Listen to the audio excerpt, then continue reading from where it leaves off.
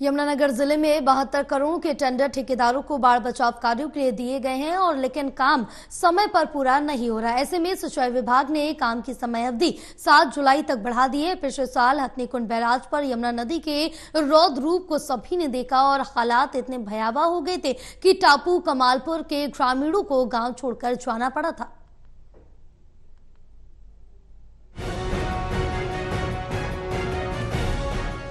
Hathnikund barrage की वजह से सुर्खियों में रहने वाली यमुना नदी पर राहत बचाव के काम जोरों पर चल रहे हैं। जोरों पर इसलिए चल रहे हैं क्योंकि काम खत्म करने की समय अवधि 30 जून है, जिसे ठेकेदार तय समय अवधि तक पूरा नहीं कर पाएंगे। ऐसे में सिंचाई विभाग ने काम की डेडलाइन 7 जुलाई तक बढ़ा दी है।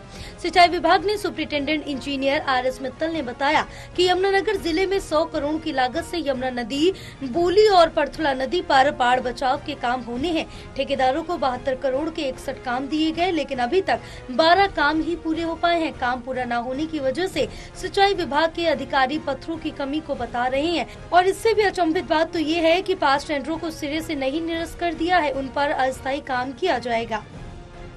देखिए, वैसे तो डेडलाइन 30 जून नहीं थी, क्योंकि इस बार सभी जगह पत्थर की शॉर्टेज है और हमारे यहाँ मैक्सिमम वर्क्स जो है वो पत्थर की प्रोटेक्शन के हैं।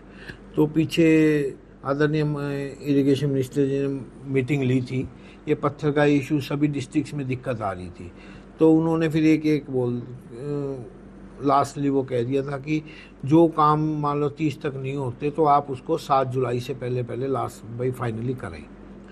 देखिए, डिपार्टमेंट तो हर बार अपने जो फ्लड, जैसे ही फ्लड पास होता है उसके बाद लोगों की जो एप्लीकेशंस आती हैं उस पर हमारे ऑफिसर्स जाके विजिट करते हैं और उस पर एजेंडे बनते हैं, तो उसके बेस पे प्रोटेक्शन वर्क्स प्रोवाइड करे जाते हैं। क्योंकि रिवर के अंदर आप भी मानते हैं कि पत्थर का ही काम ज़्यादा हो सकता है और यदि हम कंक्रीट का लें तो वो हर जगह कंक्रीट पॉसिबल नहीं, एक तो बजट इशू भी आता है। सिंचाई विभाग के अधिकारी RS मित्तल का कहना है कि 27 कामों को अगले 2 से 3 दिन में पूरा कर लिया जाएगा, लेकिन बड़ा सवाल ये है कि इन कामों को समय रहते पूरा क्यों नहीं किया गया।